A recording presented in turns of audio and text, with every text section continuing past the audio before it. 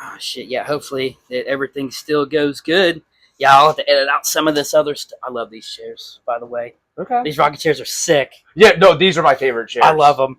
I think you can get them at like Menards or something, but they're one of the hardware places. I've seen them all the time. I'm like, I need to pull the trigger and buy one. Yeah. I'll never use any other chair ever again. That was we got this new RV, and these were the first thing my mom bought for it. She had like used a friend. She's like, I'm buying like 4 of them and stashing them in there, and that's it. So. Well, I mean, hell, they're good chairs. Can't be mad at that. They're comfy. Got the little side pouch. They're pretty easy to fold up and stuff. Yeah, I really like them. They're definitely worth the money. Yeah, I like these chairs. So obviously today wasn't your best day, but still managed to walk away from everything that happened, especially with you deciding you were going to shoulder tackle a tree. Oh yeah, you'll have that. Misjudge some things out there on the first lap. You're coming a little hot into some sections, and bike tips on you. And well, do I let the rear end smoke this tree, or do I try to kick it out and just let my body take this one and save the bike? So I do that more often than I care to admit.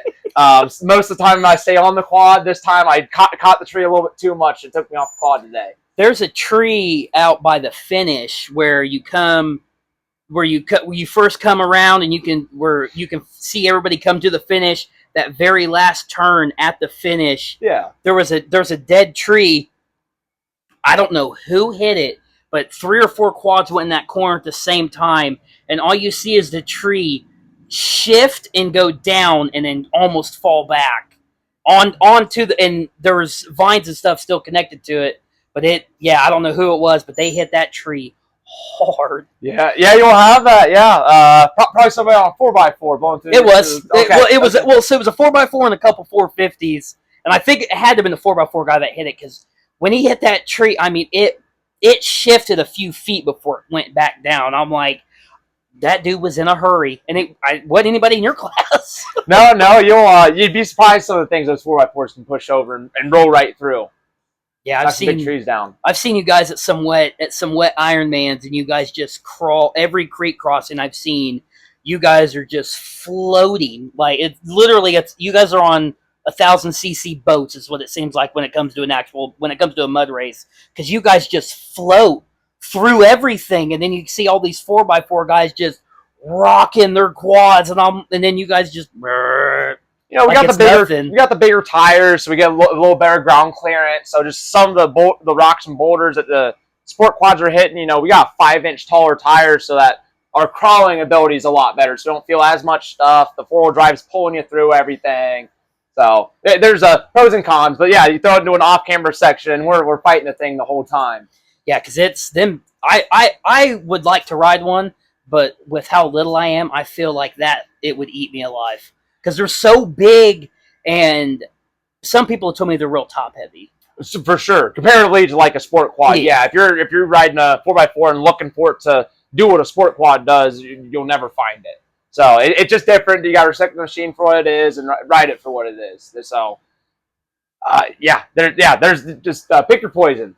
Yeah, I've always wanted to ride. I've always wanted to take one out and just ride. I did. Obviously, I'm nowhere close to fast enough to handle that.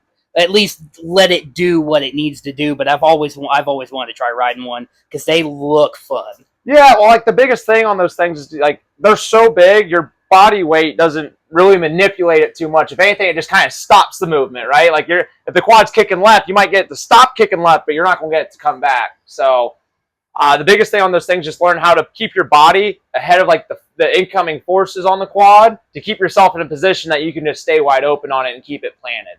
So it's not so much like your body size being able to manipulate the machine. It's your strength to keep yourself in a spot that the bike can just work properly and you're not getting pulled off the side. So you've actually had a pretty good year this year. This year you have been, besides today, you have been on one all season. And like you said in Florida, you're coming for that championship, and it's showing because he's won. But other than today, he's only won one other race. You've taken everything else. Yeah, no, being Brandon, definitely the championship too. Expected coming into the season, and Caden really put a good ride in today, and show that's more the me and Fraser show today. So hopefully Caden steps up and starts making a 3-rider battle. Yeah, me and Frazier we're in a good fight again this year. Last year's champ. He won round 3, Talladega. I had some power steering unit issues. I hit the button and put it in the minimum and not maximum. So I've been riding the thing for too many years to do that and just overlook it. But just yeah, it happens. It happens to the best of us. The machine just didn't feel comfortable. I didn't feel comfortable pushing there. So just kind of wrote it in for second place. Frazier had a day and kicked my doors in, being one by a few minutes. So had a day there. I've been really smooth and consistent and strong everywhere else, I feel, and making the most of my opportunities, put myself in good places. And I was 5 of 6 wins on the year coming into today, and even with it, without my mechanical, I had the tip over where the quad was upside down for a little bit today on lap 3. I lost 2 minutes there, and that's just with 2 laps to go, it's just a little bit much to ask against somebody as good as Frazier and Aiden today. He was riding awesome, keeping him honest today. So makes it tough when you know that they're riding so well, and Frazier rides really well. We're pretty even on that playing field. So yeah, no. No, I'm happy, healthy. Looking forward to the next one. We had our mechanical issue today with the belts. We're trying out a new clutching system. I hate my belts alive. You'll have that, but I'm happy, healthy. We still got a good points gap. Still 5 of 7 wins on the year. We're gonna stay picking away for the next one. This one didn't discourage me or dishearten me or anything. It's part of racing. You're gonna have mechanicals, especially when you're testing new parts and just put a lot of abuse on that stuff today. So do you have any brand new parts that you just used for this weekend? Yep. They weren't brand new clutches, but they had been pulled off of another bike that another customer's bike of Mike's, and we got permission to use them and everything. Just we had full faith in it, and it came back to bite us. Yep. So just with our package and everything, we expected to see wear on it today, and depending on the amount of wear, we would figure out whether we wanted to move forward or not. But for me to destroy a belt and within 4 laps, it was not the move. It was not the move. We made a mistake. That's okay. We learned from it. We're going to come back with a different setup next time. So we're just looking to get a little bit more power out of it with the new clutches. I did figure that was coming. So we were looking for a little bit more power out of it with different clutching, a little bit more bottom end pull. Just being able to stand it up in the woods and be able to just manual over different bumps. To my riding style, I feel like there's a lot of time to be gained out there with it. I feel like there's a little bit of lag and pull with the load of the CVT to bind up to get the right lift. So having clutches that are snappier like the STMs are over like a stock setter, when I was running, those STMs just have a lot more bite. So what clutch do you usually run?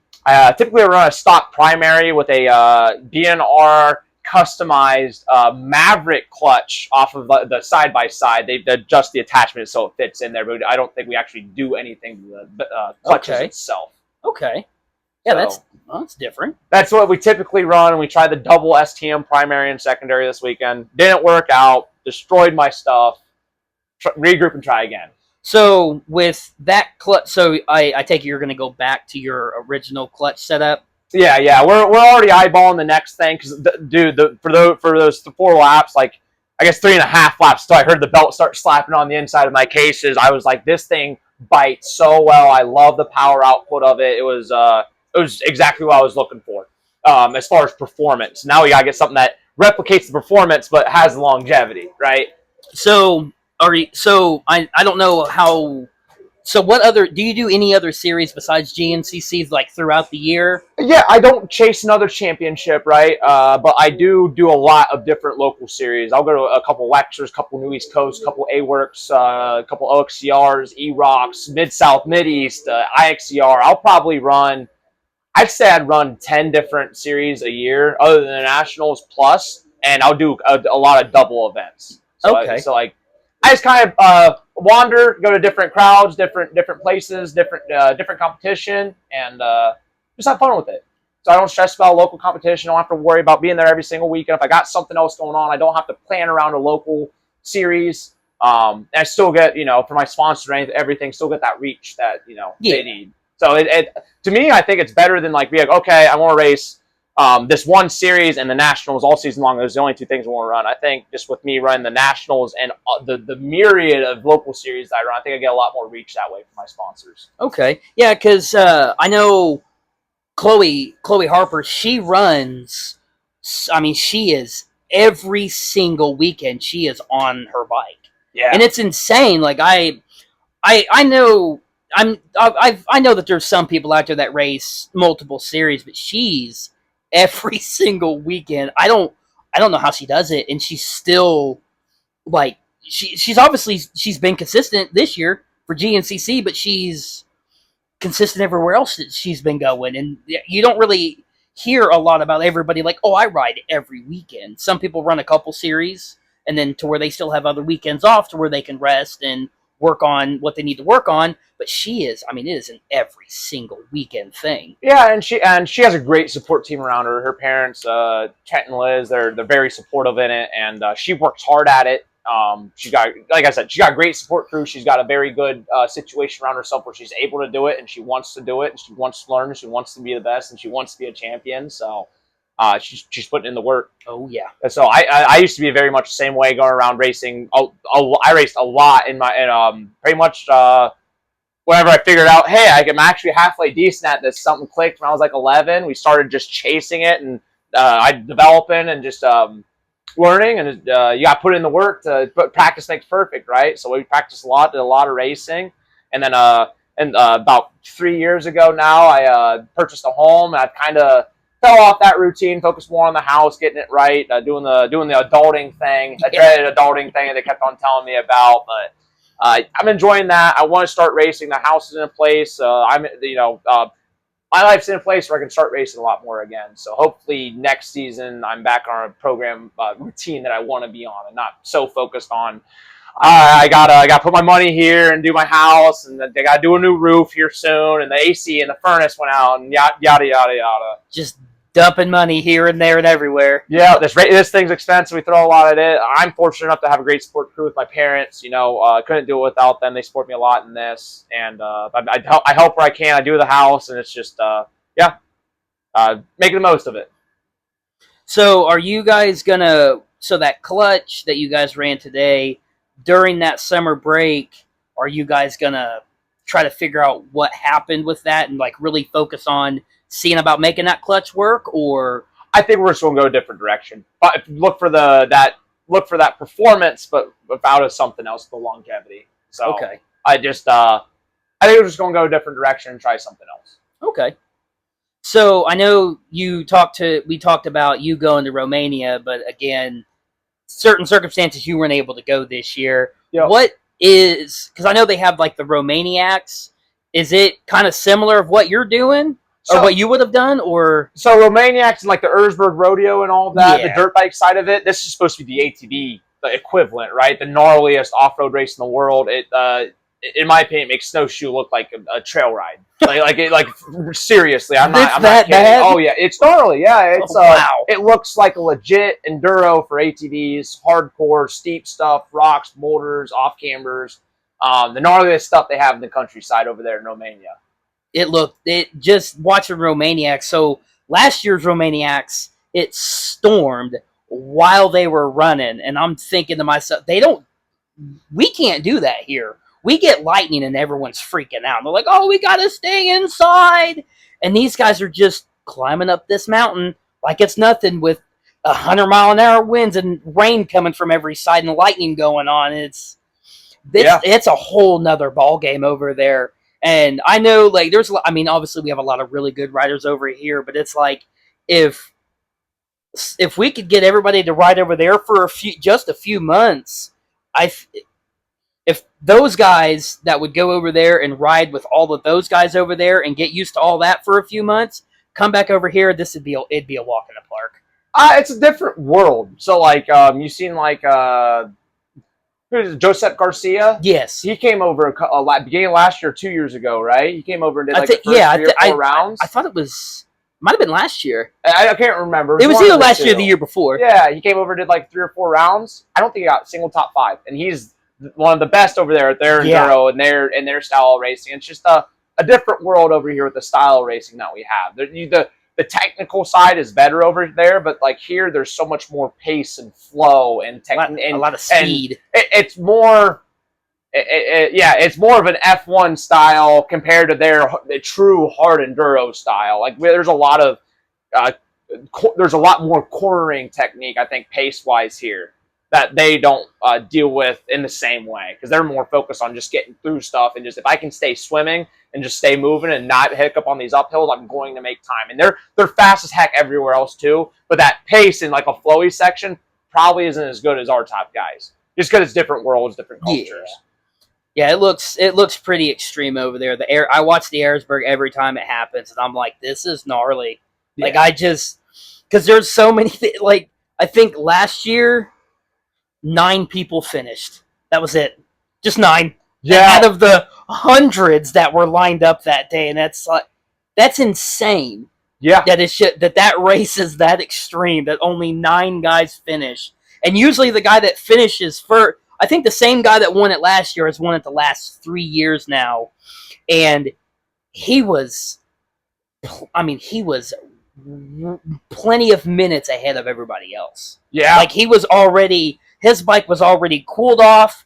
He could have shower shaved, changed, and still would have been waiting on the guy in second place. Yeah, no, and he just stayed moving the best those days, right? He just had something clicking for him, doing something right, and having a good couple of years here. So it's very cool when things click like that, and you're that dominant for that long. Somebody's going to catch you one day. Yeah, you can't win them all. I mean, you see Fowler 7 straight championships, and then once Bryson Neal, it's kind of his era now. Yeah, so. We're definitely in the Bryson Neal era. Walker's bouncing back. He had Walker's just got to get a few more pieces of his puzzle put together to get to where Bryson's at because he can run with them. He's when he can see him, right? But being able to develop that pace when he's not there seems to be really hard to do right now. Yeah, because he's been moving it's been every race. He's just obviously Hunter Hart got a win earlier this year, but it's every time Bryson's won, he's been way ahead of everybody else, and it's like, what is he doing compared to everybody else? He's definitely on a different level right now. He's just riding style is just so smooth. Like he looks aggressive on the machine, but it's just him planting the quad where he wants it, and it's hooking and shooting the direction he wants. He's just planting that quad, totally in control, totally smooth. That quad is not stepping out on him, and he's just carrying another 2-3 miles an hour through so much of the track. Yeah, because it seems like him and that machine is just one. They're just one piece because nobody's perfect, but he's pretty close. Yeah, he's an animal, that's for sure. Yeah, we're watching something special right now. He's definitely one of, if not the fastest guy on 4 wheels alive right now. Yeah, he's definitely the guy in the XC1 class, and who knows, he might go on and win 10, pull a Chris Borich and win 10, or he could win 7 or 8. Yeah, but with him being as fast as he is, it's going to be, which obviously some of these other guys like Merritt and Wilkins and Abney, like everyone else is pretty fast too. They can keep up with him, but it's usually towards the end, if they are keeping up with him, about 3/4 of the race in, everyone starts to fade a little bit, and then he just leaves. Yeah. But there's sometimes where he, from the get-go, whole shot, see you later. And everyone else is like, okay, who's going to fight for second and third? Yeah. Like today, he got up, I believe it was, I thought it was Wyatt that was second, that was behind him with 2 laps to go. And then the last lap, it was just gone. And he was just in his own little world. Yeah, he got like a minute gap there with like a 1 or 2 to go, and he's hitting his marks. He's flowing super well, and it's hard for anybody to replicate that pace right now. He's just manhandling that machine. I think it just, when he rides, it looks like he's just hovering over it and just planning it, and he doesn't ride super heavy. He rides pretty light and then just chooses when he wants to plan it. Yeah, because he's on a whole nother level, and like with you this year, you've been on one this year as well. You're 5 for 7. It's pretty good. Yeah. Can't really complain with that. I'm 0-2. So yeah. it's pretty good. You're 5-7, but you're again you're a 2-time champ. He's obviously the champ coming in, but you are letting him know that you're he might have won last year, but you're coming back with a vengeance because you're again. I thought when you pulled whole shot and you left. Yeah, and then I mean whole shot. Yeah, and I'm like, okay, Cody, I'll see you at the finish line. And then I started walking around doing my thing, went to the finish line, and I'm thinking, what's going on? And then I see you walking up the hill, and I was like, it's Cody. I was like, what the hell's going on? And then you weren't like I could see it in your face. You were just like, yeah. Like you weren't even really you weren't super upset about it. Then you tip it over, and you guys are holding up, and I saw you take the cover off. I'm like, oh no, a belt snapped, and I was like, no way. Yeah. But you're still in a good mood, and I know that, especially since you're going back to what you've been running, that you've gone, 5 or 6. Yeah. So I think it's a pretty good chance that Mason Dixon's going to be. I really like Mason Dixon. I ride really well there. I'm looking forward to it. No, all's good. Yeah, I had a couple people were like, man, you're smiling. You just had a terrible day. Why are you smiling? It's like, I expect a mechanical or 2 a year. It's going to happen, whether it's my fault or not my fault or whatever it might be. I expect a couple bad races a year. And if I just things have gone really well this year, I'm in a good spot. My team's in a good spot. We're working really well, and we're all on the same page. And we just had a little hiccup today, and what good is it going to do for me to be throwing wrenches and making a scene? Up there? Just being in a bad mood. Yeah, it's all good. It's I wasn't having a great day anyways. I was going to get P3 I think anyways. I was putting in a charge to try to run him back down after I lost that time from rolling it over on lap 3.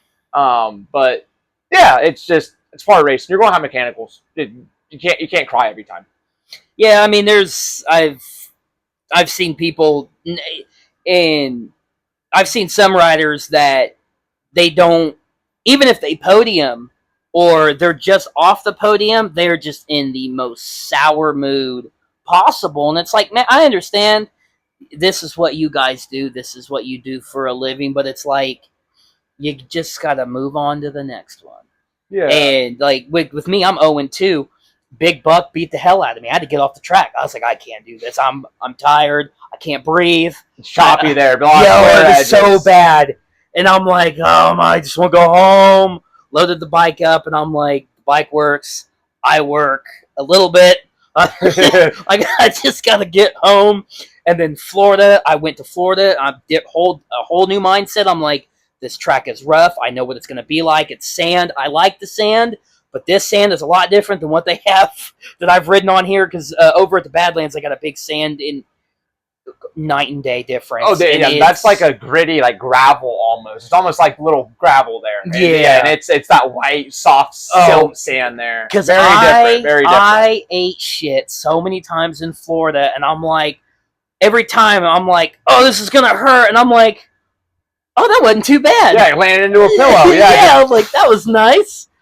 And my top end, it kind of locked up and seized on me, so that was great. But I get back to the car, get the bike loaded, and I'm like, all right, and I felt fine. I started driving home. I took a nap, and then I drove home about 13 hours. And I'm driving, and all of a sudden I kept feeling my shoulders and my arms just go in like this, just like little twitches. And I'm like, what am I doing? I'm like looking, and I'm like, stop it.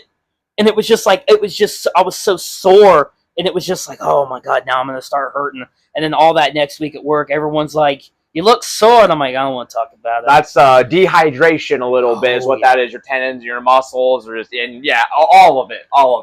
Every time I stopped at a truck stop to refuel, I would get at least 2 bananas. So I'm like, I got to be low on potassium. But I was also, I had my cooler, and it was full of Red Bull, Body Armor, and Ice Mountain. Okay. So I would drink a full bottle of Ice Mountain, and then I would drink a Body Armor, which would be the real big 32s or 30, whatever, the real mongoloids. Yeah. I drank one of those. I was definitely pissing a lot. and I drink that, and it's like if I started feeling a little bit tired, I'm like, oh, Red Bull, but then I go back to drinking the water, and I was eating bananas on the way home, and the whole time I'm just like, ugh, so sore. I've been there, man. Yeah, I've been there. Yeah, Florida. Everyone was telling me, yeah, Florida's a whole nother ball game. I'm like, yeah, I'll be all right. I was not all right. Yeah, knee deep sandwich for 2 hours. You can't get away from man. It. Oh, I was afternoon. I'm 3 hours. Oh yeah, yeah. My bad. It was. No thanks. Yeah, that was rough. But once I started going, I was like, all right, I'm good. And then something else had happened, and I'm like, okay, got to keep going. And then I'd start going again. I'm like, oh, I'm feeling pretty good. And then my bike seized up, and I'm like, I'm not good. Time to go home. That's a good one to break down at, right? Oh, your first couple times there, you're fine with breaking down. There, getting used to it. Yeah, it was. But I'm hoping to get a different bike. I'm gonna get mine. I'm gonna redo my top end, and then I'm gonna post it for sale. Hopefully, I want to get a 2-stroke again. Okay. So I want to get a 200 or a 250 or a 300 2-stroke because I can't really. I wouldn't mind a quad, but with my little hauler out there, I don't think I'd be able to haul a quad very easily. Oh, that custom kit you got on there, I'm sure you could hook a little 4x8 trailer. Oh yeah, I had to get new wiring harnesses because that slot, it's not fully centered because there's nothing there because of where they put the spare tire. So I couldn't put it underneath. So it's like 3 inches to the left. So if I pull a trailer, you're gonna have the car here, and then the trailer's gonna be. Meh. Just fabricate. You're a master fabricator, right? Just take your hitch, cut it off the trailer, and just shift it over. Oh yeah, just have it to where it just comes out over, back out again. There you go. I mean, it could work. It'd look a little white trashy, but hey, I'm what you would call sophisticated white trash. Okay, I'll make anything work. Pink neck, not quite redneck. Yeah, with the no neck I have, literally how the song goes, head, shoulders. I'm all head and shoulders. When I hate it because when I ride. Most people can stand up and be able to like turn their head. When I have everything on, I have to let go and like turn my whole body because I can't. I got no neck. I got my dad's neck brace and everything. No, even without the neck brace, you still are limited with mobility. Okay. Yeah, I'll have my my chest protector on. I'll have my helmet on. But when I have no neck. I have my dad's neck. My dad was a no neck, and he so every time I ride, I have to fully turn my upper body to see and try to see out of the corner of my eye, and it sucks. Yeah, they make all sorts of different helmets. Like they have higher cut helmets, and I think the Arrow, you can see people's jawline out the bottom of them, and so they make higher cuts of helmets. Might help you a little bit. Yeah, because I wear I got 2 helmets. I got a Fly and a Thor, and they're both kind of low. So when I do if I do try to turn, scrapes my shoulder. And then, my Arai helmet, I got the snub nose on it, and it's a higher profile helmet as well. Okay. So if you're hitting your chin, might look into something with a stub. Yeah, I might get something like that because it's annoying having no neck and trying to turn because I can when I know someone's coming I can hear it.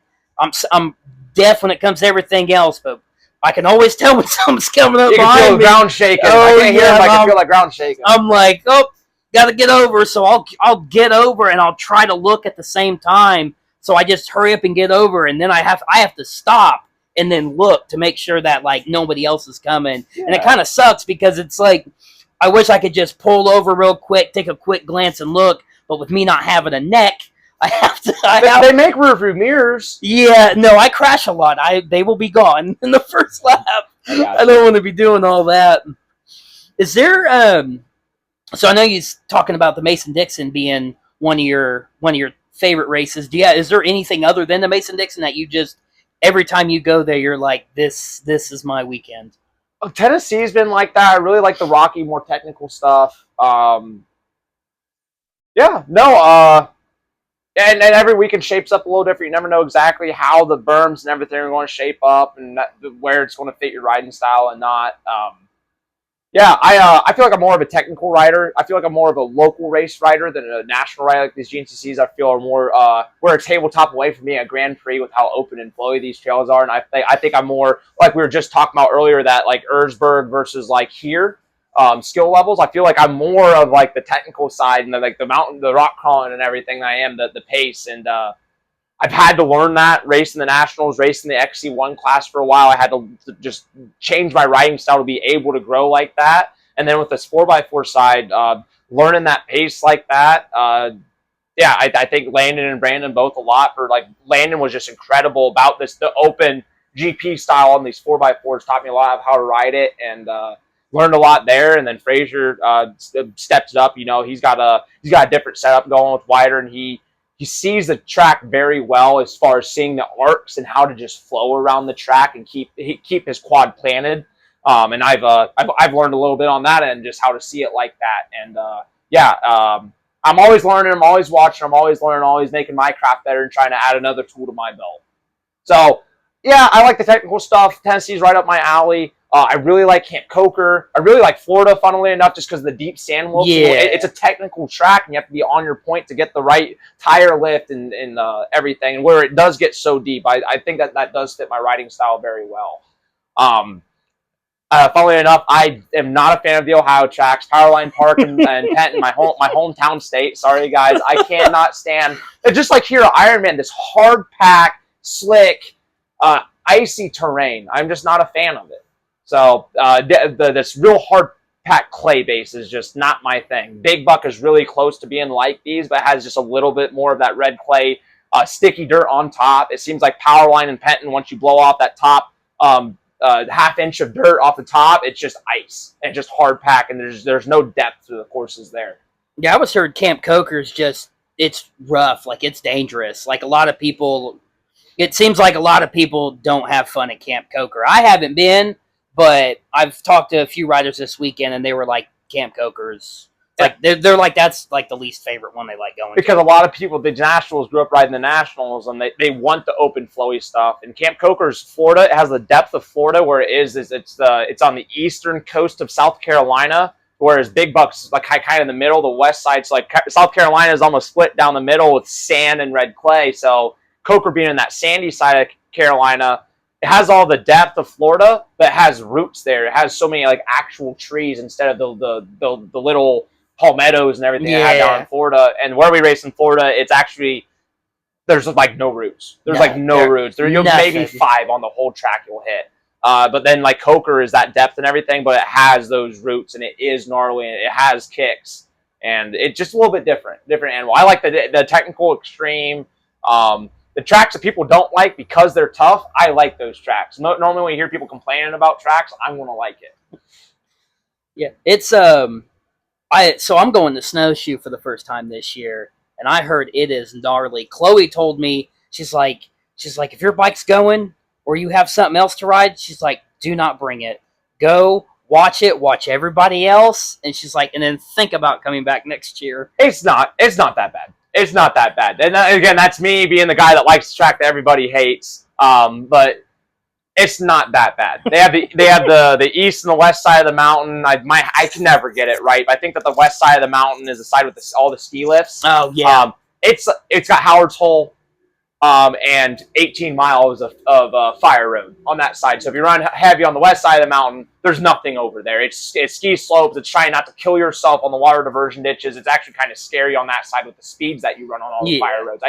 And then if it's an east coast side of the mountaineer, it's that's the gnarly side of the mountain, like the actual technical side. Like if a couple years ago, I think we had a mile on the west side, and it was like 10 miles on the east side. I'm like, yes, I know everybody else is hating it, but I absolutely love that. I like the technical when they run us on that side of the mountain. It is more technical. It's got more rock gardens, but I don't like, to me, I don't think that that's that bad. But to somebody who's never experienced something like that, they're like, oh, there's a rock, you know. So I think if people just learn to take a breath and watch someone hit it and just not be scared of the rock. It's just a rock. Yeah. It's just a rock. And then once you learn how to hit 2 rocks, and then you learn how to hit 3 rocks, it doesn't matter how many rocks are in a row. You just get hit all the rocks. Yeah, just keep moving. Yeah, because it looks fun. So I don't drink or do anything like that, but everyone's like, oh, you better bring a cooler full of beer because it's party. And I'm like, I will let you guys drink for me, but everyone's been telling me it is a madhouse. house. Yeah, it's party. Yeah, it's definitely one of the rowdier races on the venue. It's here and Ironman at the end of the year. I know this is the Hoosier, but Ironman at the end of the year is a party. Oh yeah, it's I deal with it every year. Time. Snowshoe's the last race for summer break up on that beautiful mountain. They've got all the bars and the venue and the DJ, and it's just a great time there. Yeah, it looks exciting, which is the main reason why I've always wanted to go, because it just looks fun, and the track looks amazing. Like, it looks fun. It's not the most spectator-friendly thing in the world, just because of how stretched out the track is. Yeah. So it is a little bit hard. Howard's Hole is great, and they open it up to AM quads. So AM quads and AM bikes are hitting it now, so you can always go down there and stay, head down before the AM start or right after the AM start and stay down there all day, and that's what a lot of people do.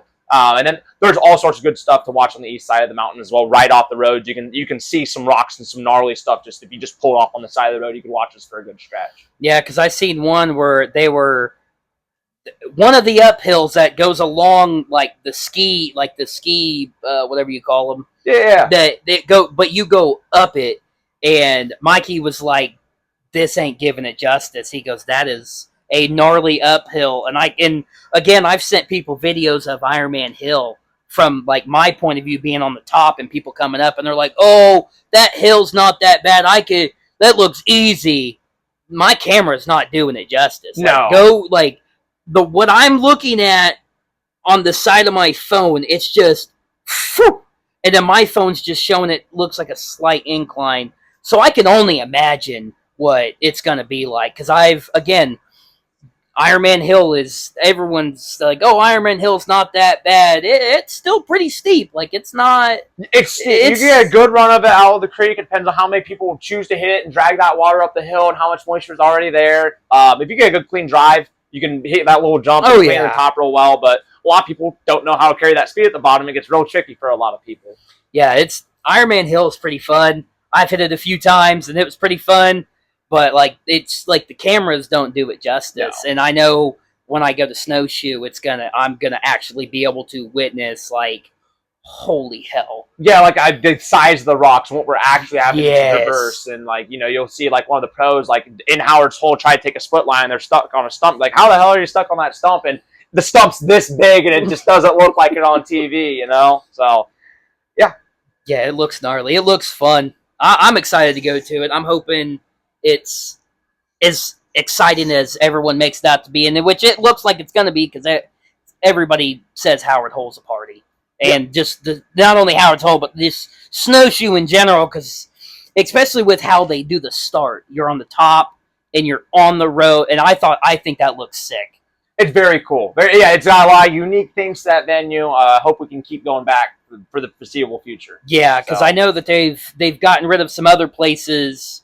And I'm especially with after COVID, because they added this race because of COVID. They couldn't go back to certain tracks, and it's like, I'm so glad Snowshoe and obviously Ironman and Florida, like certain races that are still a part of the series. And it'd be pretty cool for some to come back, but like they added Talladega, and cool. Yeah, cool. I wish I could have gone to that. I didn't get a chance, and as long as they bring it back next year, I will definitely be going to that.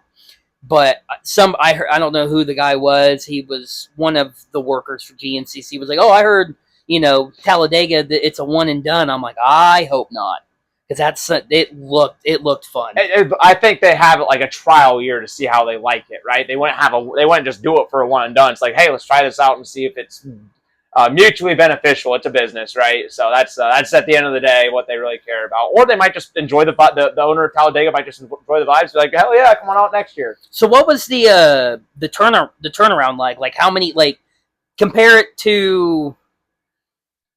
I'm trying to think of obviously, like, so compared to like Ironman or like the Snowshoe, like how many people? The turnout? Yeah. It was really good. Ironman, nothing touches Ironman. Nothing touches Ironman. Snowshoe, a lot of people come to it, but like it's so stretched out the property because you're on top of a mountain on a mountain ridge, so like it's hard to like scale it properly, right? I'd say with us being our first year there, I'd say it's in the top 50% of turnout. top 50, 75%. I'd say somewhere right in there. Okay. It's Alloway in Alabama. It's a southern round. The weather was supposed to be horrible. A lot of people will forget about that when they look back on the numbers. The weather was supposed to be atrocious, and we got lucky and got away from the rain. So I think a lot of you guys got away with the rain. The bikes did not. The bikes, yeah. You guys got lucky. The bikes got hammered. Yeah, I don't keep up with that side as much. So so we got lucky at least. So that's you guys' problem. Yeah, because I seen a lot of it. I'm like, man, it looks dusty. I'm like, got a little bit of rain, and I was like, yeah, it's still kind of dry. And then I tune in Sunday, and it's just monsoon raining. I'm like, oh, bastards. Yeah. I'm like, you guys got lucky, of course. It's been it goes back and forth some years. I think we had it pretty bad last year. Oppositely, I think there's like 5 rounds that was terrible for us, but somehow dried up enough to where the PM bike race just looked perfect. So it's your guys' turn this year. Yeah, thanks, appreciate it, yes, sir. Yeah, it's I really hope that we never have to witness another 2021 Ironman. That was awful. 2019, I think, was the worst. Weather-wise? Yeah, that was man. Awful. I didn't get a chance to go to 2019. I went to go to 21. I was living in Florida, and bike was packed up, ready to go, and I was checking the weather, and I'm thinking like, we're gonna get some rain, but again, we were supposed to get all that big thunderstorm. Didn't really get a whole lot here. But again, I've lived here my whole life, and it's like, we might get rain. Everyone's like, what are you talking about? I'm like, I live here. Like, we might get rain. Yeah. And I was like, but I was down in Florida, and again, I'm from here, so I'm thinking, it shouldn't be too bad. And everyone's like, bro, I stay home. I'm like, what are you talking about? They're like, it's bad. I'm like, what are you talking about? And they're sending me videos every day of just the constant downpour, and I'm like, yeah, I'm not going. I'm not going. And my ex at the time, she goes, yeah, I bet you're glad you didn't go. And I said, you're right. I'm glad I'm here. And it was bad. I was just, and I again, one of these days I'm going to have to just suck it up and deal with it. Big Buck was bad, but that was a whole nother animal. And one of these days I'm going to get hit with it one of these days. It's unavoidable in cross country racing if you follow the series and make yourself do it. It's just unavoidable. Like Powerline Park last year was an absolute mud fest, or at least the quad side. It got a little bit better for the bike side, but it was terrible for the quads. My eyes after the race, my eyes failed. They like sealed shut. I physically could not open my eyes. I had to get my eyes flushed out from the amount of mud I took. Jeez. Yeah. God, no thanks. So I've done that a few times in my career, but that's just the most recent. Yeah, that's no thank you. That's nuts. But again, that's our sport. And I don't shit on like these ATV motocross guys and the motocross and supercross guys where they're like, oh, the gnarly conditions. I'm like, I just wish you guys would come out here. Because then, how today was, like, I guarantee you some of them guys would be like, this sucked. I'm like, oh, this one was bad? Oh, yeah, you should have came to Big Buck. Yeah. Talladega. Hey, it's all a matter of perception, right? If you're used to always being on a groomed, nice track when it's not pristine, typically you're going to complain about it. So, they're not quite as used to it as we are. We're just thrown out in it a lot, so that's our perspective is just suck it up, Buttercup. It's gonna rain. Yeah, it doesn't rain in the Army; it rains on the Army. Yeah, type of thing. It even rains sideways. It's no, but the weather that we have to deal with is insane. Yeah. But again, I think GNCC should have some type of, I wouldn't say extreme weather, obviously, but I think it'd be cool if, like Romaniacs last year, where it was just an absolute thunderstorm. I think that'd be kind of fun. Obviously, people here are different, and some people will be like, oh, I'm not going to ride in that. I would love to. Because it'd be because of the thunder and the lightning and just the heavy rain. The thing you got to think about when the winds are that bad are trees getting knocked over and falling on you, right? That's kind of where you draw the line. Like, I'm all for a good thunderstorm, but if the winds are high enough to where you're knocking trees over, someone could get squished real quick, right? So that's I'm not sure. You guys, the question is, do you follow safety at all? If so, at what point do you draw the line? Yeah, because I mean, like again, last year's Romaniacs, it was thunderstorming. You could one of the he follows everybody, but he's got a camera with him, and he'll stop and be like, "Oh, hey, I'm here with I'm watching." So you could barely hear what he was saying because of how bad it was, and I was like, "Man, that looks fun," but wow. Yeah, when I was little, I would pretty much only ride if it was raining. Like it had to actively be raining for me to go out and ride, and I don't know what it was. It was just fun and different. I rode the wheels off my quad growing up, but I would be like, "It's raining, let's go ride." Like, yeah, might as well. Yeah, can't hurt. Nope. Yeah, I think GNCC would be pretty cool to do a snow event. I think that'd be pretty cool, but they'd have to do it either Michigan or they could definitely go into the East Coast mountains. Like they'd go there, go way up north, but I think a snow race would be pretty cool. Yeah, I know the people at Racer X, which own us, and then a couple other series. They own the Pro Motocross and Supercross series. That's in full swing of Supercross time. So you could talk them into doing a winter series, like a 2 or 3 round winter series. It might be fun. Yeah, you have to see how it'd be a win-win for them, but yeah, it would definitely be fun. I think you'd get a lot of people coming out just for the hell of it. Yeah, because there's a lot of people that ride in the wintertime. Like I don't mind riding in the wintertime, but again, even though I work at a steel mill, it's still cold in there, and it's like, sucks. But yeah. I still depends on how if it's cold, and there's obviously if there's. Ooh, excuse me, that kind of hurt.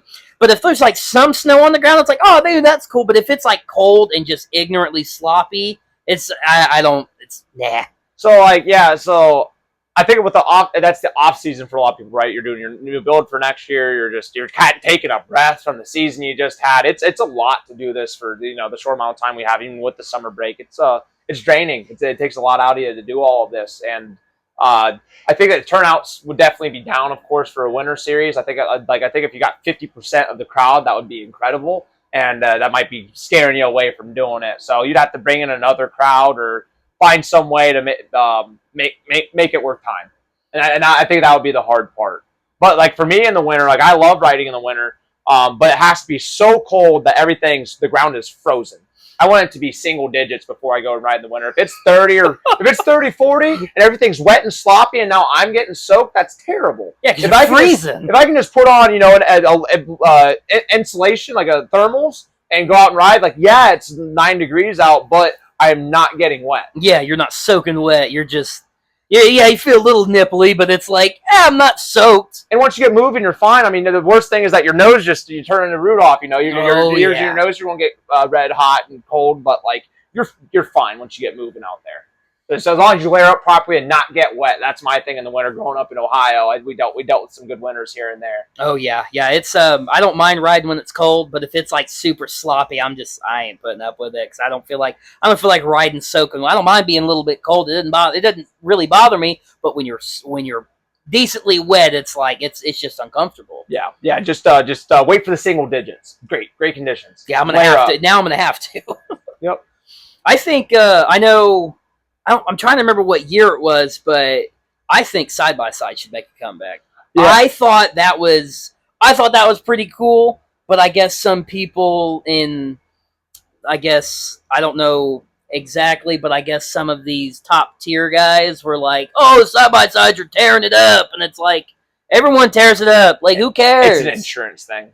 It's an insurance thing. Side by Sides are there's more risk when you have a 2,000-pound machine barreling through the woods. There's a lot more risk to the spectators and everything. So it's purely an insurance thing.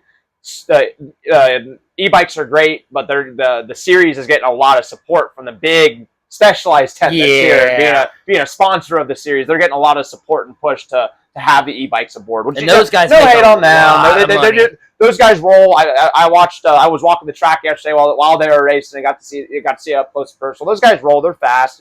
It's fun to watch. It's not necessarily my thing, but it's very cool. Those guys are great athletes. Yeah, I like those e-bikes. Those e-bikes are sick. Yes.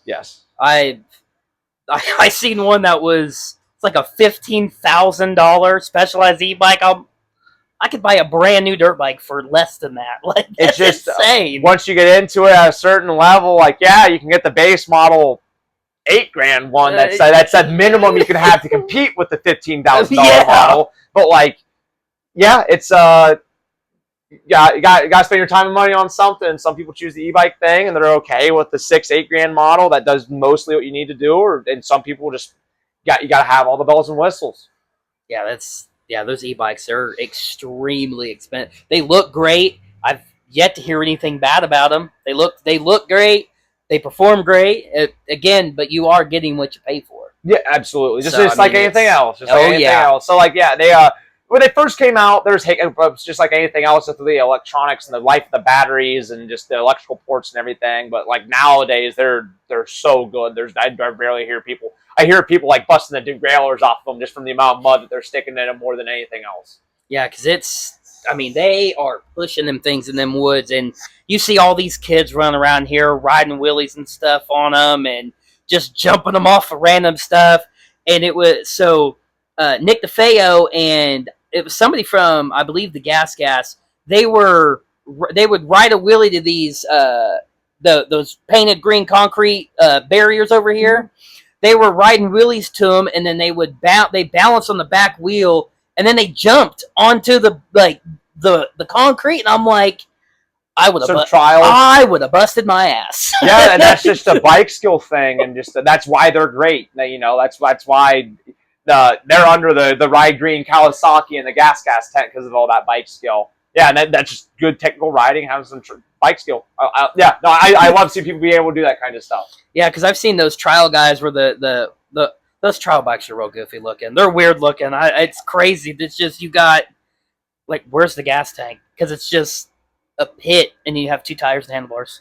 Yeah, and they just throw them around. And I see all these competitions, and it's like, oh, watch this guy jump from this block to like way over here onto a post, and he does it like it's nothing. It's like how? On like a 2-inch round post. Yeah. He just bounces the rear tire and like just turns and then jumps on the next thing. Like it's absurd. Yeah, and you know that's the level of bike skill I wish to have on like my quad, you know, and that's why I go for. We're talking about the clutch and being able to manual things, and that's the amount of precision that I look to have in, you know, different realm, different sport at the speeds that we do and everything. But that's the level of bike skill I try to have. Yeah, I know that they do those like the ATV motocross, but I think it'd be kind of cool if they would do that, but with the 4x4s. I think that'd be kind of sketchy because of how big they are. No, I'm gonna stop you right there. Next topic. We're gonna move on. Not a fan of heights? I'm not. No, it's I've hit sky shot before. I've gotten off the ground a few times, but it's just not my forte. Yeah. I've seen some of like at Ironman when they go under the I know what that bridge is called, covered bridge. That's it. But it's I lived here my whole life. I don't even know what those bridges are called. But like, there's been some guys that they'll ride up it and they'll just like a little jump it and go down. And then like some of these XC1 guys are just full send, and I'm like, yeah, no thanks. I like to be planted. I couldn't hit that going. No thanks. I was hit. Yeah, no, it's I'm not afraid to get off the ground, but like just I don't want to hit Godzilla. I don't want to hit big doubles and triples. I have no want to do that stuff. Yeah, because I've seen like some. I think Caden posted a video from the IXCR a couple. It might have been. Yes, it might have been. And he jumped like this little, like it wasn't like a massive jump, but he got some decent air on that thing, and I'm like, that's plenty of enough air for me. That's high enough. Like, yeah, I have no problem hitting stuff like that. Like, that's no problem. But like, once you start talking, hey, let's take you to motocross nationals and hit those jumps, I'm good. No good. thanks. I'll stay on the ground. Those guys are animals. Much respect to them. Maybe in another life I could have trained that way my whole life, and then like that kind of stuff. I'm just I'm an instinctual guy. I like my feet on the ground. Yeah, that's why I like doing like the cross countries, because you don't have to worry about massive jumps and tabletops or anything like that. It's just, yeah, you might get a little bit of air somewhere. You don't know where it's going to be at, because there's some people just don't walk the track. They're like, oh, I'm just gonna I'm just gonna wing it. No, thank you. And it's like, because that's kind of scary, because then you could go into a corner into the woods, and it's just like a straight drop down, and you don't see it, and then you're just flying around the corner, and then you jump it. Yeah. Oh no. Yeah. There's my corner. Yeah. That's up, and that's on the series to know that most of their racers do not inspect the course and they have to mark it properly. And most series do a really good job of putting some extras up and having you look forward. And how good how good are you as a racer to have that forward sight to be able to see those things coming up? So, like, I don't walk any local tracks, right? Like we were just talking about, I race all sorts of different local series that have all sorts of different crews marking their series differently, and I feel full confidence going to all of those series and not feeling out of place the first lap. But I do pretty well about memorizing the track as I'm riding it. Oh yeah, because it's especially with your level, like you could go anywhere and just run with anybody, and it's like, oh, first lap, I'm done, and it's like you could already think ahead of, like, there was a bottleneck here at one point, or it's like, oh, I remember coming up, it's like a sharp turn, but as soon as you make that turn, you're going like immediately straight up. Yeah, and just being aware of how to set up for those things. It's a game of seconds out there. If I can save a half second here, a full second here, all this outside swung really wide, and I didn't see anyone else take that. I'm the only person taking that. There's 3 seconds in my pocket every lap, and just being aware and seeing the track differently. And I think a lot of what I do is just see the track differently and ride a different track than everybody else. I have different tire placement. I'm not hitting the same bumps and holes, and I'm missing most of the same bumps and holes that everybody else is hitting. And that's how I'm able to carry more speed. Where you're in the hole and getting kicked weird, I found a way to miss it and just carry the speed right on through it. Oh, so I know that I'm not sure how hard, with how dry everything was, how this broke down, but there's some races where it's like it's perfect and you run the first lap and it's real smooth, but then by the time you go for that second lap, it's like, where'd this go? Yep. It wasn't too bad here today. Like we were talking about, this is a really hard packed facility. I haven't got a lot of rain in the last couple of weeks. It was dry and hard packed out there. But it was slick out in the woods. Like the trees covered the little bit of rain we did get last night, and it had moisture throughout the soil, but it was so hard packed still you weren't really able to chew through it. Yeah, because I walked it yesterday, and it was dry as a bone. Yeah. And I'm like, it's gonna be pretty fast, but it's gonna be pretty dusty too. And it looked, but again here, I was talking to Jordan, and he was saying that whether it's at the Hoosier or Ironman, it's always just fast. Yeah. We race here a lot. Like you're talking about, a lot of people ride here. Between the races, a lot of people ride this property, so it's just going to blow out the property, blow out the trees. It's going to, the flow you did have, someone's going to hit that tree and smoke it, knock it down, or something. You're going to find a different flow, and it just highways everything when you run a facility for so long. You have to find new ways of getting off that beaten path that we seem to have here. Yeah, because walking the track doesn't matter what time of, like, whether it's here or the Ironman, you can, especially come back from Ironman, guarantee you're going to find this, no matter where you're going to walk the track and what you see, or even just riding it, you're going to see lines from this race, no matter how much rain we get or anything like that, because it seems like it's real hard for everything to go away. I was seeing lines from last year's Ironman, and that was many months ago, and it's like, I was like, man, like that looked like it looks like it's like you guys just rode on it. And that might be part of what you were talking about with the people that do ride here between the races, keeping it beat in for us. Or we're hard on stuff out here in cross country racing. So it takes property a few years to fully recover from us coming out, but it's part of the sport. If you love it and want to support it, you'll have us out, and love that we're making trail for you to go enjoy. Yeah, because it's hard for somewhere to get back to its normal, like a natural state, when you're running somewhere twice a year. And then again, there are people that come out here and that are able to ride out here, and it's because I know the property for John Penton, they do another race there. They use Burr Oak. They used to do a double round there. Okay, so that's what I was thinking. But like Powerline Park is a public riding park. whenever you're not racing. So it's always getting beat on. Those trails, so like those trails are always open. Look like someone's riding there. Yeah, because IXCR does a race at the Badlands twice a year, and everybody, as long as the weather's nice, the Badlands is packed almost every weekend. So I've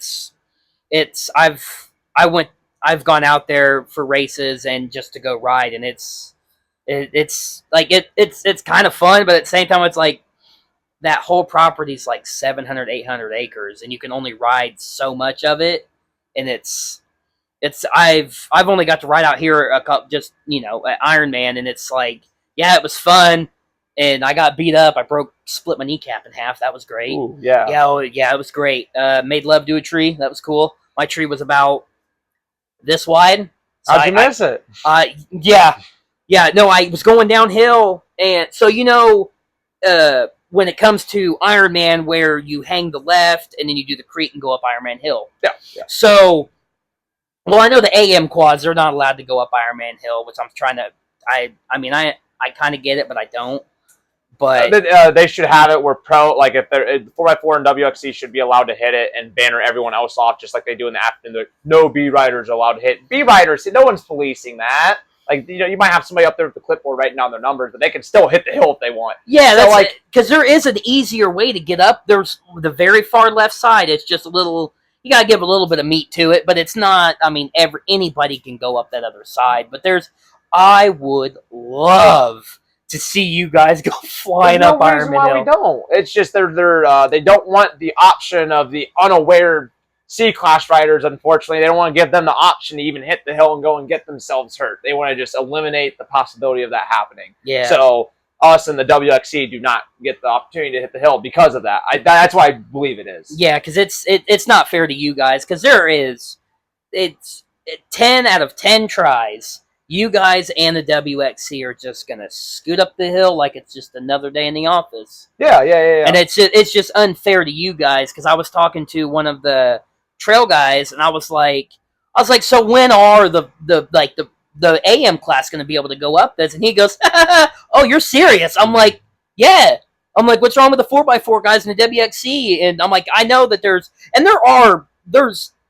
plenty of amateur ATV people that. There's no reason why they couldn't either. No, there are the sportsman A and B class that are very talented. The 4x4A guys are good. A lot of the senior class guys are previous PM class guys that are very, very, a lot of bike skill and talented. Yeah, like there's some that are, like there's plenty of people that race in the morning that Ironman Hill is not going to be a problem at all. And now obviously it's like, you got some people and you got Trail Rider. It's like, you guys have to go this way. But how do you enforce that? I think it's just they're eliminating the potential for one of those people getting themselves hurt. Yeah, because like if you get a lot of it's like insurance driven, and like they would start using the term gross negligence to even allow a trail class rider to even look at the hill. And it's a big insurance money game. Yeah, I think on that end on why we're not allowed to hit it, and if you can figure out how to argue that point, I think you can get a dialogue going. I could talk to ears off a rock. I might be able to persuade them. Yeah, you have to hit the points though. You gotta answer their questions, speak to your audience, kind of thing. Yeah, it'd be pretty cool to see you guys in the WXC go flying up that hill, because I mean, obviously the afternoon guy. I mean, there's afternoon guys that even have issues with Ironman Hill, but that because there's just point in times where some guys, they go up and then they stall, and it's like, well, probably shouldn't have done that, and then they're just tumbling down the hill. Yeah. And then most of the guys are just straight up the hill like it's. I mean, I hit plenty of times in my XC1 days, and I had a hiccup my first ever race here at one of the last laps. It was probably gnarly that year in Powdery, but yeah. And yeah, I wish we could have the opportunity to do that more often. But what GNC has told me in the past when I've approached them about adding pro sections, they tell me to go race the PM race if I want to enjoy the pro sections, because they're for the pros. I'm like, well, 4x4 pros class, but it's in the amateur race, and you get that whole back and forth. Yeah, I'm wondering. I see. That's the thing that I've always wondered is why don't you guys in the WXC run with? It would take away from us. It gives something. If you take us and the WXC out of the AM race, who's going to watch the AM race? That is true. So that does kind of make sense. And then we had talked about just removing us and putting us in the PM race and leaving the WXC, but it takes a spotlight off of us. And the machines, the amount of maintenance it takes to get through the AM race. The amount of maintenance it would take to get through the PM race, and how brutal and rough it is in the chop, and you would destroy a quad in a year. It just the big G outs and bumps and just the weight of that machine, you would just start shearing stuff off after 13 rounds. Yeah, so it would be a lot. It'd be a lot. I've Landon Wolf's raced the PM race for when he locked up the championship 1 year early. I think he got like 15th-ish overall. Like, we have the pace to compete. But it's just we have our own race, we have our own thing going on. The spotlight's on us. The XC1 guys have their thing. Us and the WXC have our thing respectively, and I think it just keeps things separate. Okay, yeah, that does kind of make sense. Yeah, my personal opinion, and I know you'd probably agree with me on this. The AM race, and even the youth race, needs to be televised. Not should. Needs to be televised, because you guys are at the professional level with the 4x4s. You have the WXC, who are at the professional level of their class. Why are you guys not televised the same as the afternoon? And I understand it's two different races, but it's not at the same time. Yeah, you have more amateurs in the morning race, but you have two professional classes in the front rows. Why is that not being televised? That is nowhere close to fair when you guys deserve the TV time. If you want to be on TV, go race the PM race, is what I've been told before. That's so dumb, because you guys are competing for a professional championship. The content that we have lost in the last 5-6 years in this 4x4 class, between me and Landon, and then Brandon coming in, now me and Brandon, the content and all of the great stories and footage that they have lost is sickening. Like, just there are so many great battles that we have had in the last 5 years that are just lost to time if you don't go to one of our Instagrams and look at some old videos and pictures and stuff. So, super unfortunate. I think that it's some of the best racing out there. Like we talked about, Bryson's walking away right now. Me and Brandon are touching almost every single race, having insane battles. Every once in a while, one of us will walk away from the other one and have a day, but it's really, really good racing, and it's a shame it's not televised. And same with the WXC, those three ladies have kind of separated themselves. Yeah, they're always on the podium. They're always on the same podium. But it's always mixed up. It's always mixed up. Chloe's on a roll right now. She got a couple wins this year, but like, those ladies are always mixing it up. It's a shame that the fans of the sport the ones that aren't able to be here and experience it then. It's a shame that they're not able to experience it. Yeah. All I'm saying is, I've seen the podium on both ends of AM and PM. Those crackhead kids are a lot more excited to see you guys in the WXC than they are the afternoon riders. It's like, yeah, there's some kids that are up there that are like, oh yeah, but those kids are feral when it comes to getting stuff from you guys, and it is a madhouse with those kids. And it's like, why are the kids not getting everything? I just want to make sure it was still going. I love it. Double check it. Double check it. I just wanted to make sure it was still going. I was like, oh God, let's hope it's still going. But I mean, those kids are feral. And then I went up to the podium for the PM, and there was a few kids there. They were just like a couple of them. There was a few. I don't know what it is about the AM, but those kids are feral in the morning. Yeah, I don't know what it is either. No, we just we always try to all of us. I'll see like somebody will be talking to the microphone, and the rest of us be down talking to each other, talking to the kids, and we try to have a good thing going with them. It wasn't too long ago we were the kids looking up to the guys on the podium, right? So we try not to forget where we come from and keep a good thing going with that. Yeah, because it's a shame that because obviously they do highlights for you guys, and they do between the arrows. Yeah, they do that for you guys, but we get 3 minutes of the 15-minute long video, and then they've got 10 minutes to dedicate to the PM race. I know we're not the premier race of the day, but I think it's it could do more. They could do more. They could do. I think it's only fair. I think it's only fair for you guys to be televised, because you guys are you are a pro class. Same with the WXC. That is a pro class. There's no reason on why you guys can't be televised, and obviously there's a reason why Can-Am doesn't have like a factory team out here. Everybody's on Yeah, the Can-Am. they have a monopoly. What do they have to gain from giving anybody anything? Because you're not going to ride anything else anyways. Yeah, I reach out for support, and it's laughable. So it's unfortunate, but that's the world we live in. There's a monopoly in the sport right now. There's one brand dominating. Big kudos for Yamaha for being as supportive to their top guys in this sport, being the only manufacturer having a legitimate monopoly, not just a performance monopoly, but like, what else are you going to buy? Monopoly, you know? They still support the riders like crazy. They're still giving out bikes and bonuses, and big shout out to Yamaha for being so supportive of our sport. Yeah, because they are. Can-Am needs to take notes. You know. Yeah, because I mean, it's not like I've called them out before. It's not like they're the number one. They're not the number one like dealer for side by sides and 4x4s, let alone the race quads or the utility quads for that matter. And everybody that rides like that, even in Florida, you've seen people running around in jacked up Can-Ams. Not a single one of them was a Polaris or any other nothing. And obviously Yamaha has the Grizzlies and stuff, but those that's not a performance quad. I mean, me and my mechanic have talked about it just to try to do something different. Like we talked about Polaris and the Grizzly. Like those are they're neck and neck, probably the next two best options. Polaris has a lot of headaches with it, but with the right support and the right platform, I think you can get it to work.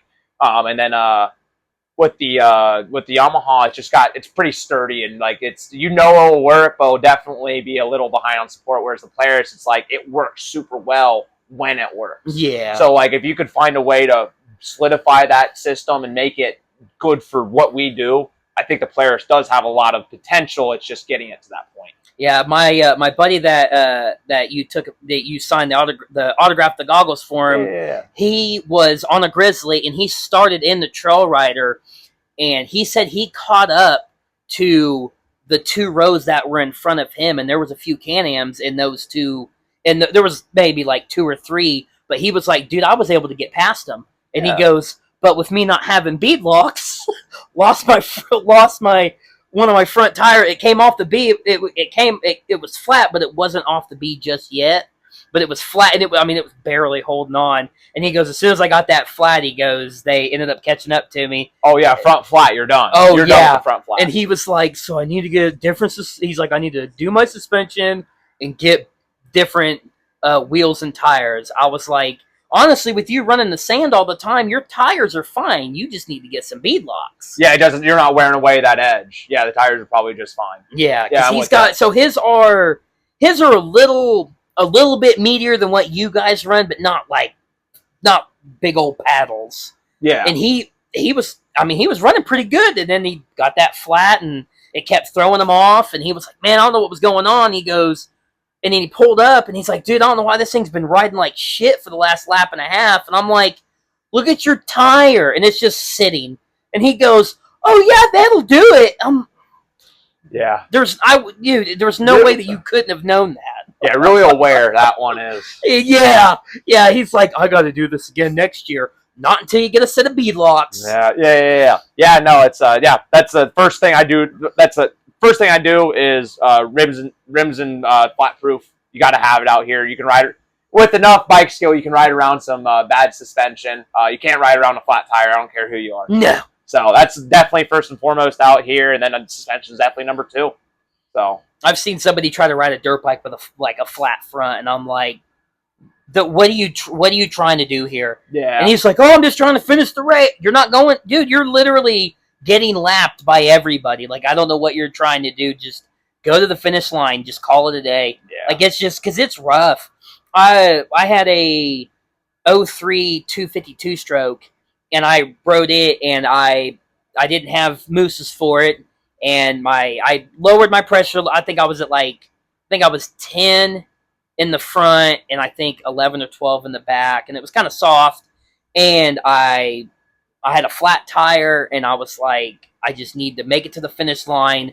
I made it another, not even a quarter mile, and I was like, I can't do this. Yeah. And I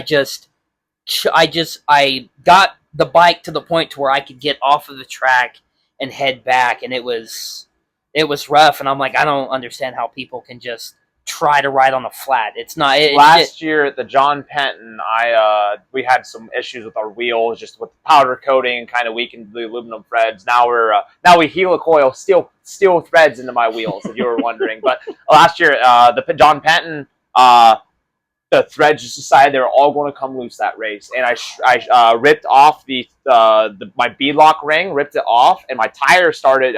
My tire rolled past me on a downhill with my lug nuts and my main wheel still attached. My tire rolled past me on the downhill. I held the lead for a little while. The pressure was pretty close, and I rode 4 or 5 miles with no rear right wheel. You're just like, I was still in second. So I held second for the whole time. Did you know that was your tire though? Oh yeah, when the quad does, I'm not like your buddy. It's like, oh, it's got a flat.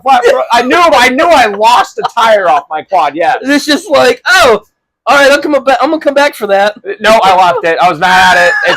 It's still sitting there. It's still sitting there. Somebody was walking and found it and propped it up against the tree. And next lap, I went by after changing my wheel. I'm like, hey, there's my tire. Yeah, hey, there you are. Yeah. My buddy, I got a buddy from Jersey that runs the 40+ class in the afternoon, and at Big Buck, he sheared the bolts. It like snapped off of the wheel, and the wheel snapped off of the bolt. All the bolts were still in the hub, but the wheel itself snapped. And he was like, as soon as it snapped, he goes, I turn around and I'm just like, I can make it to the outside. And he's like, I moved 10 feet. Yeah. No, it's you'll have that. No, that I had walked in 4-wheel drive, and the front tires just kept pulling me around. I was doing a crab walk, but it kept pulling. It's just, I can only imagine that. I mean, that's only possible on the 4x4s. You can't do that on a sport quad. It'd be a lot. Yeah, it'd be hard to do. I had an old, it was like an 01, 02 Scrambler 500, but it wasn't 4-wheel drive, and I was halfway up a hill climb, and where my hub slid onto the axle, and it was like all grooved, it just grinded it all, and it got soft. Yeah. And I like all of a sudden I felt the ass end kind of kick a little bit, and I went sideways, and I was like, oh, gotta turn around. And turn around, I'm like, what was that? And I go to give it a little bit of gas, and I heard the tire like grinding. I turn around and look, and it's just barely holding on for dear life. And I'm like, oh, you've got to be kidding me. Yeah. But thank God I was close enough to the trailer. I was just putting along, and I was like, I wasn't happy, but I'm like, it is what it is. Yeah, I've snapped off, A-arms before, and then ran back to the truck, got a ratchet strap to hold it up, and rode it right out of the trail, and snapped tie rod ends, and just 8 pounds of duct tape, and just barely as soft as I could turning just to get out of the trail. So yeah, I had a kill tether at a GNCC several years ago, probably 5 or 6 years ago now. I was going down the trail, don't know how something caught my kill tether to my. Caught my kill tether and yeeted it. I looked for 2 or 3 minutes, couldn't find it. I ended up having to rip the wires out of my kill tether, strip the insulation with my teeth, and hot wire it just to finish the race. So if you know your machine and how to make things happen, you can stay rolling a lot of times. So there was a guy this morning that got thrown off of his quad into the first corner, and his tether, it ripped off of him and the quad, and it was in that first corner by the hay bale. Mm-hmm. And another 2 rows went, and he's like, where's my tether? And it's getting mangled by everybody in the next 2 rows. Yeah. And he was able to get it going and getting back on, and it's like, dude, that sucks. It's part of it, unfortunately. Most of the time it is not hooked up to your person. It was hooked up to me when I lost mine. So a stick or something just caught it wrong and you ripped it off of me. But most of the time, they're not hooked up. So what do you do with yours? So you don't hook up to yours at all? No, I do. No, absolutely, okay. I do. No, you have to, right? You have to hook it up. No, I just your like you got your zipper and then like your clip. I just hook it on that clip part. Oh, okay. That's all I do. I've never really had it come loose. So. Yeah, because that guy got thrown off of his quad, but it ripped off of wherever he had it tethered to, and it just launched. And you could see it when he launched. You see it just go straight up and then straight down. and then he's trying to figure out why his quad won't start, and he's like, Where's that? Yeah, and they pushed him off, and then they finally, I'm like, oh, there it is, and yeah, I was like, man, that I don't know how you got it to rip off of you and the quad. Like, I understand it came unplugged, but how does it come off of you? Yeah, it just like mine's clipped on really good, but like I don't have like a wrist brace strap, so it's liable to come unhooked if you catch it just wrong, right? So it can't happen. I feel like the wrist one would be kind of uncomfortable. That's why I don't do it. So I'm like I've had it fail just when that stick ripped it off, and I was like I didn't wreck, right? Every time I've wrecked and had it hooked up, it stayed connected. So. Oh, so it stayed connected onto you, but obviously it came off of the... Like today, like whenever I got ripped off the quad today, it stayed attached to me. Yeah, but it just came off the quad. Absolutely. Okay. Yeah, it's, yeah, I could only imagine trying to flip one of them big bastards.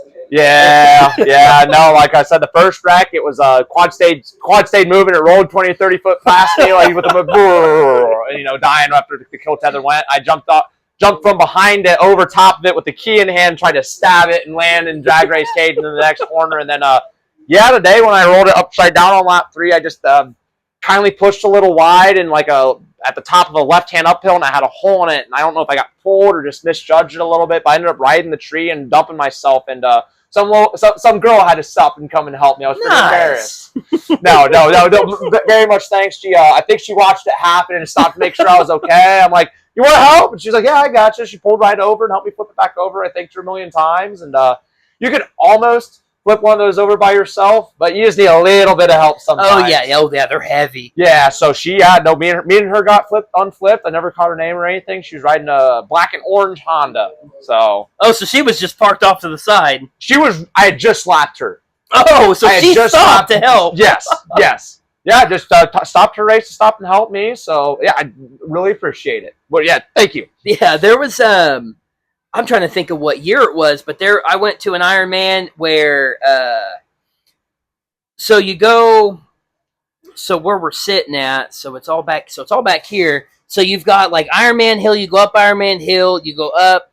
Well, this year you go up the hill, and then it makes a left. So in the morning, you would have came across the gravel road and then went up the little hill there and went all through back there. But when you came back down, you're probably, I think it was maybe like 100 yards east of Ironman Hill. You came down and you go across the creek and make an immediate right, and they had like a teardrop. You could either jump it or you could go through the other side, and it was like you just go down. It's a little muddy. You go down and just keep on going. Or if you made across that creek, it was, it was just a random third line that was made that it went around that. And it was a little bit longer, obviously, but it made, and then it met up with that just at the end of the teardrop. Okay. And I was standing from me to you, like I was in the creek right by the jump. So the side of the jump was right here in the crease. And I'm just recording people jumping it. And all of a sudden, this guy locks his brakes, and I'm like, I knew it was going to be bad. He just nosedives and got launched, and there was every bit of 2 foot, 3 foot of water. He nosedived and went into it, and his quad landed on him. Oh yeah. And I didn't care about my phone at the time, and I literally just dropped my phone and helped him get up because he was trapped under the quad, under the water. Yeah. And I picked my phone, I'm like, well, that sucked, but the good thing is I had one of those, I'm trying to think of what the company, Life Proof, I think, where they used to have like the screw caps on it where it keeps everything watertight. Yep. I had one of those, so that was nice, but I kind of forgot I had that case on because I had it for so long, I just dropped my phone and helped him get up, and I'm like, that was scary. Yeah, I can't let old boy drown. Yeah, and I think it might be on my Instagram because I just started my channel, so